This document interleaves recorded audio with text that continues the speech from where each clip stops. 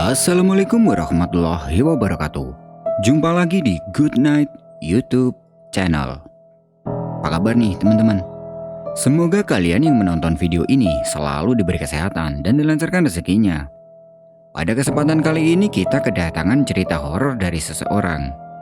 Sebut saja dia adalah Bastian, panggilannya adalah Tian. Kisah horor ini dialami Tian ketika melakukan pendakian ke Gunung Butak bersama 4 temannya.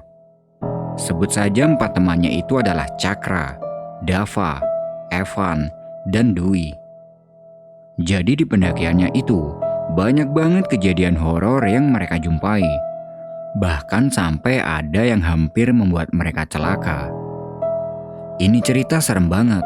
Secara hutan Gunung Butak saat itu masih sangat alami. Jadi, pendakian mereka ini di sekitaran tahun 2018. Untuk cerita lebih lengkapnya silakan simak video ini sampai selesai. Good night.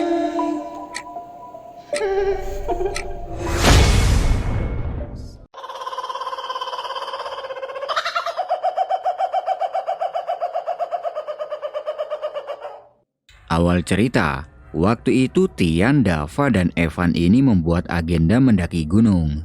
Tapi mereka masih bingung akan mendaki kemana. Mereka bertiga memang sangat aktif dalam kegiatan pendakian. Dan entah kenapa, mereka ini kayak udah cocok gitu aja mendaki bertiga. Kalau tidak ada salah satu di antaranya, mereka tidak akan mendaki. Mungkin karena sudah merasa cocok kali ya, jadi kalau pendakiannya nggak sama-sama itu kurang enak. Mereka ini tempat tinggalnya di beda kota, tapi dulunya satu sekolah. Nah, mereka berunding enaknya mendaki kemana. Lalu, Evan memberi usul bagaimana kalau mendakinya ini ke Gunung Butak saja. Selain karena berjarak tidak begitu jauh, Evan juga pernah ke sana sebelumnya. Bisa dibilang, di antara mereka bertiga ini Evan lah yang lebih berpengalaman tentang kegiatan alam. Tian setuju saja, begitupun dengan Dava, dan akhirnya mereka berencana mendaki itu minggu depan. Beberapa hari sebelum hari keberangkatan, Tian nongkrong di warung dengan teman kampungnya, dan di situ dia bercerita kalau dia akan mendaki gunung. Mendengar cerita dari Tian, temannya itu berniat akan ikut. Sebut saja temannya itu adalah Cakra. Dia pengen ngajakin pacarnya. Oke lah, Tian memberitahukan itu pada Evan dan Dava dan katanya nggak apa-apa, suruh ikut aja. Sekalian biar rame dan nambah-nambah teman. Singkat cerita, tibalah hari keberangkatan. Tian, Cakra, dan Dwi berangkat untuk berkumpul di rumahnya Evan. Sesamanya di sana ternyata sudah ada si Dava. Kenalin nih, ini temanku, Cakra dan Dwi, kata Tian. Mereka berkenalan dan lanjut packing-packing untuk membagi peralatan yang akan dibawa. Setelah semuanya sudah selesai, mereka lekas berangkat dari Kediri tepat jam 10 siang. Di perjalanan Tian berkendara sendiri, karena itu sudah menjadi kebiasaannya. Sesampai di gang menuju ke base camp, mereka mampir dulu di minimarket untuk melengkapi logistik. Setelah itu mereka lanjut masuk ke dalam gang tersebut. Tidak jauh dari situ, mereka diberhentikan oleh beberapa petugas dan meminta mereka agar parkir motor di sini saja. Evan tanya dong, karena dulu pas dia kesini parkirnya tidak di sini. Loh mas, kok parkir di sini? Apa nggak kejauhan kalau ke atas? Iya mas, nanti ke atasnya bisa sewa ojek, cuma 10.000 kok per motor. Kata petugasnya, sekarang sistemnya memang seperti itu. Semua pendaki wajib parkir di sini, karena beberapa hari sebelumnya, banyak kejadian motor pendaki ini mengalami remblong saat turun dari atas. Apalagi motor mereka ini semuanya matic, dan itu sangat berbahaya. Motor matic memang sangat rawan. Kalau remnya panas, itu bisa blong dan kondisi jalannya itu memang sangat menanjak. Akhirnya ya sudahlah, daripada risiko juga kan. Mereka memarkirkan motornya di situ, kemudian menyewa ojek sampai ke pos pendakian. Sesampai di sana, terlihat sangat sepi dan itu wajar karena gunung ini memang jarang dijamah pendaki. Mereka langsung meminta izin. Sambil mengisi formulir, Evan bertanya pada petugas pos. Sepi ya mas hari ini yang naik? Sepi mas, ada kemarin lusa tapi belum turun. Setelah selesai izin, mereka membagi logistik yang dibeli di minimarket tadi. Setelah itu perjalanan segera dimulai sekitar jam 11 siang. Di awal-awal perjalanan masih belum ada yang aneh. Setelah menempuh sekitar 1 jam perjalanan, mereka istirahat di sebidang tanah datar untuk makan siang. Di situ mereka masak-masak mie instan dan beberapa potong nugget. Setelah itu lanjut ngopi-ngopi. Van, camp di mana ntar? Kalau bisa hari ini juga kita harus sampai di Sabana biar bisa langsung camp. Emangnya masih jauh ya ke Sabana? Ya lumayan sih. Dulu aku dari pos sampai ke sana itu sekitar 10 jaman lah. Gunung Butak ini terbilang tidak begitu tinggi kalau dibandingkan dengan Gunung Arjuno, Gunung Raung, Gunung Semeru, dan yang lain. Ketinggiannya itu mencapai 2.868 meter di atas permukaan laut. Tapi, untuk mencapai puncak kita harus jalan memutari sekitar 7 bukit. Jadi jalurnya cukup panjang. Setelah puas beristirahat, mereka mengemasi peralatan masaknya dan perjalanan kembali dilanjutkan. Setelah cukup lama berjalan, mereka istirahat lagi di sebidang tanah karena capek. Sekalian nunggu habis waktu maghrib.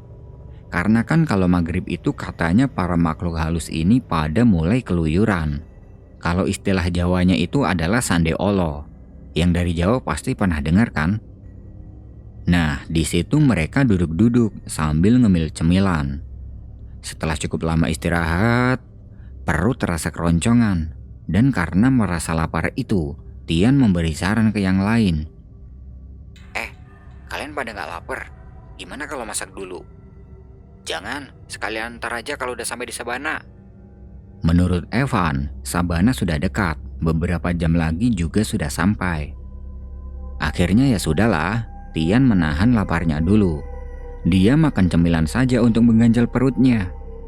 Tidak lama kemudian ada satu orang yang sedang berjalan turun. Tian menyapanya. "Monggo mas, istirahat dulu." Tapi orang itu tidak menjawab apapun. Dia berjalan begitu saja. Dan anehnya, orang ini pakaiannya seperti bukan pendaki. Dia hanya memakai celana panjang dan kaos oblong. Mereka mikirnya, mungkin orang itu dari rombongan yang katanya belum turun tadi. Dan mungkin dia sedang terburu-buru. Mereka cuek saja dong.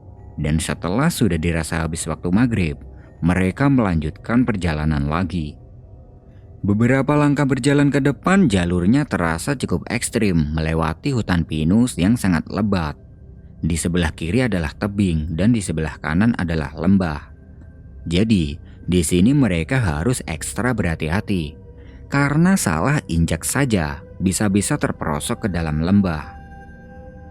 Ketika sedang berjalan, tidak sengaja Tian melihat ke arah kanan. Di dasar lembah, dia melihat seperti ada gumpalan api yang menyala di atas pohon. Loh, kok ada api? Dan apinya kok ada di atas pohon ya? Batin Tian dengan heran. Dia bilang ke Dava, karena yang posisinya dekat dengan Tian itu adalah si Dava. Fa, itu kayak api ya? Dava melihatnya. Iya, ada orang kali di sana, jawab Dava. Mereka tidak memberitahu ke yang lain dan terus saja berjalan. Setelah lama berjalan, akhirnya jalan yang ekstrim tadi sudah terlewati. Dwi mengajak untuk istirahat lagi karena dia capek dan mereka istirahat di pinggir jalur. Karena sudah merasa lapar, Tian bertanya ke Evan. Van, Sabana masih jauh ya? Udah deket, bentar lagi juga nyampe. Baguslah, aku udah lapar banget soalnya. Tidak lama ketika istirahat, Tian melihat ada api yang sedang menyala. posisinya di pinggir jalur. Lah, itu siapa yang lagi bakar-bakar? Ucap Tian. Lalu, Tian dan Evan berjalan mendekati api itu. Ya, kali aja di sana ada orangnya. Tapi, ketika sudah sampai di sana ternyata tidak ada orang sama sekali. Dan apinya ini masih menyala di rerumputan. Jadi ada rumput yang lumayan rimbun gitu. Tian dan Evan bingung. Ini siapa yang bakar-bakar di sini? Yang membuat mereka bingung lagi. Ini rumput bukan rumput kering dan masih hijau. Bagaimana bisa ada api yang menyala di sini? Karena takut apinya akan merambat ke semak, Evan mengambil sebotol air mineral untuk mematikan apinya. Setelah disiram beberapa kali, akhirnya api itu bisa padam dan masih meninggalkan asap. Tian memanggil anak-anak yang lain. Sini istirahat di sini aja. Ada tempat landai. Jadi di sebelah api tadi memang ada tempat yang cukup nyaman untuk istirahat. Yang lain pada datang dan lanjut istirahat di situ. Tidak lama ketika sedang istirahat, api yang tadinya sudah disiram itu tiba-tiba menyala lagi. Spontan mereka semua kaget. Jadi apinya itu tiba-tiba saja menyala, seperti habis disiram bensin. Evan langsung mengambil airnya lagi untuk memadamkan api itu. Setelah habis 1 botol air, apinya ini sudah padam, tapi masih ada asapnya. Karena takut tiba-tiba nanti menyala lagi, Evan mengambil 1 botol lagi dan disiramkan ke asap itu, sampai dia merasa api itu benar-benar sudah padam. Tapi, sampai 1 botol terakhir disiramkan, asapnya ini tidak ada habisnya. Jadi seakan-akan di dalam rumput ini masih ada bara apinya. Evan mengambil 1 botol lagi dan hasilnya tetap sama. Asapnya ini tidak bisa hilang. Nah, di sini mulai muncul kejanggalan. Bagaimana bisa api yang tidak begitu besar tadi tidak hilang-hilang asapnya? Padahal sudah disiram air 3 botol loh. Karena persediaan air mereka tinggal 1, akhirnya ya sudahlah, biarkan saja. Semoga saja ini apinya tidak menyala lagi. Setelah sudah dirasa tidak capek, mereka melanjutkan perjalanan menuju ke sabana. Beberapa langkah meninggalkan tempat itu, Tian menengok ke belakang untuk memastikan apinya tadi tidak menyala lagi. Dan asap dari api itu masih saja tetap tidak bisa hilang. Jadi terus saja begitu mengeluarkan asap. Wah, ini gak beres nih. Tapi ya udahlah, semoga gak nyala lagi, pikir Tian. Sambil berjalan menuju ke sabana, Tian berpikir lagi. Kok bisa ya ada api di situ? Emangnya siapa yang bakar-bakar di situ? Gak logis banget. Tapi ya udahlah, mungkin orang yang sedang turun tadi yang sengaja bakar-bakar. Singkat cerita, sampailah mereka di sabana sekitar pukul 8 malam. Terlihat dari kejauhan ada beberapa lampu dan tenda pendaki yang sedang ngecamp. Mereka berjalan menuju ke beberapa tenda itu dan ikut camp di dekatnya. Baru datang ya mas? Iya mas, ini yang naik kemarin lusa ya? Iya, kok tahu kalau kita naik kemarin lusa? Kata petugas ada yang naik kemarin lusa. Di situ mereka mendirikan 2 tenda. Setelah itu, mereka lanjut masak-masak dan membuat perapian di depan tenda. Setelah kenyang, Dava, Cakra, dan Dwi pamit untuk langsung tidur. Katanya, mereka sudah sangat ngantuk. Karena belum ngantuk, Tian dan Evan bergabung dengan rombongan sebelah. Malam itu, mereka ngopi-ngopi sambil bercerita pengalaman masing-masing. Dan di sela-sela obrolan, Tian ingat dengan 1 pendaki yang turun tadi. Karena dikiranya itu adalah rombongan ini, Tian bertanya, Oh iya mas, tadi ada 1 temannya yang turun ya?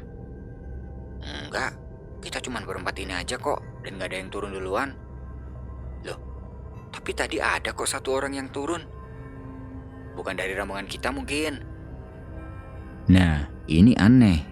Rombongan itu bilang seperti itu, sedangkan kata petugas pos yang naik hanya 1 rombongan saja. Lalu, orang tadi dari rombongan siapa? Jadi informasi dari petugas tadi sudah tidak sinkron. Tian bertanya lagi. Ada rombongan lain gak mas selain rombongan masnya? Gak ada. Dari kemarin cuma kita aja yang camp di sini. Jawab salah satu pendaki itu. Tian dan Evan hanya saling melihat. Dan mungkin Evan juga merasakan kejanggalan, tapi diam saja.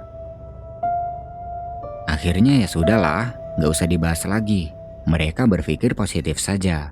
Mungkin orang tadi sedang solo hiking dan rombongan ini tidak melihatnya. Karena malam sudah semakin larut, mereka memutuskan untuk tidur. Dan sebelum tidur, Tian memadamkan perapian yang dia buat tadi. Setelah dirasa sudah padam, dia langsung masuk ke dalam tenda dan tidur bersebelahan dengan Evan. Oh iya, mereka ini kan mendirikan 2 tenda tuh. Satu tenda ditempati mereka yang cowok dan satu tenda ditempati oleh Dwi sendiri. Ketika sedang enak-enaknya tidur, tiba-tiba Tian merasa sangat gerah sampai keringatan seluruh badannya. Karena tidak tahan, dia melepas sleeping bag-nya, tapi tetap saja terasa gerah. Dia bangun.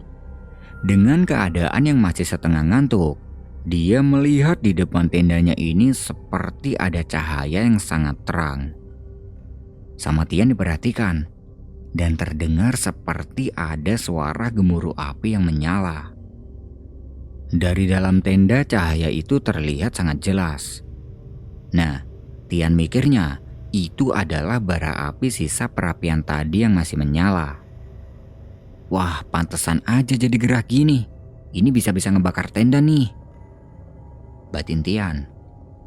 Tian mau keluar buat memadamkan api itu.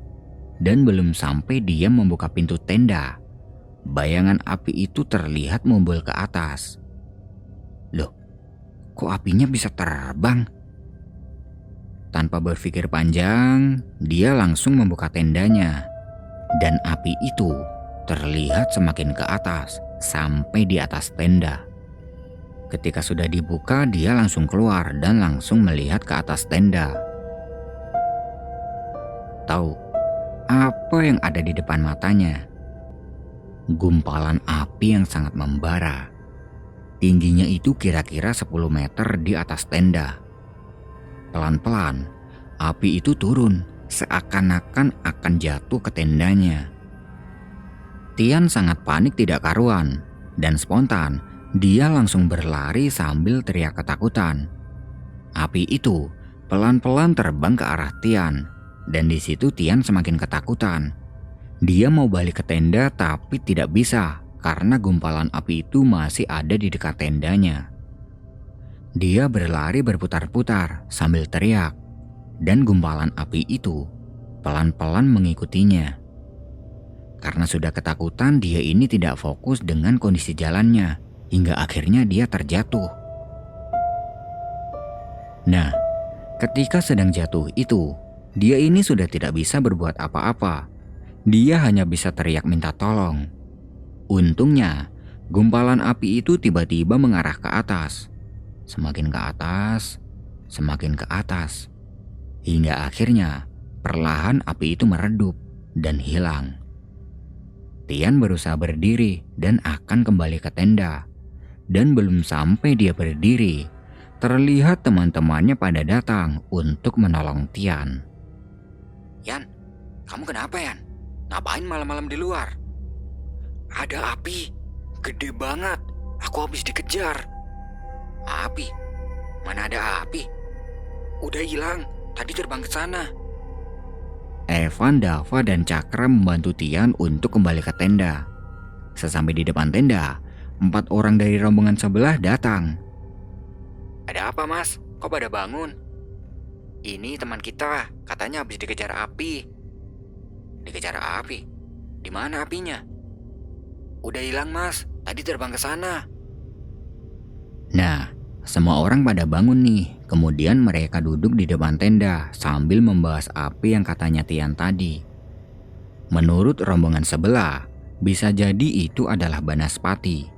Karena menurut Tian, apinya itu menggumpal segede bola. Tadi kita juga sempat merasa gerah di dalam tenda. Kita mikirnya mungkin kalian sedang menyalakan api, jadi kita nggak peduli. Iya sama, aku juga ngiranya gitu. Berarti mereka semua merasakan, tapi apesnya kena di Tian. Karena sekarang api itu sudah tidak ada, akhirnya ya sudahlah. Mereka berdoa semoga diberi perlindungan sama yang di atas. Karena malam itu sudah menjelang subuh, mereka memutuskan untuk tidak tidur sampai pagi. Di situ mereka membahas tentang kejanggalan selama pendakian tadi. Mulai dari orang yang berjalan turun sendiri, api yang tidak bisa mati, dan Banaspati tadi. Pagi harinya, mereka masak makanan dan rombongan itu berkemas akan kembali turun.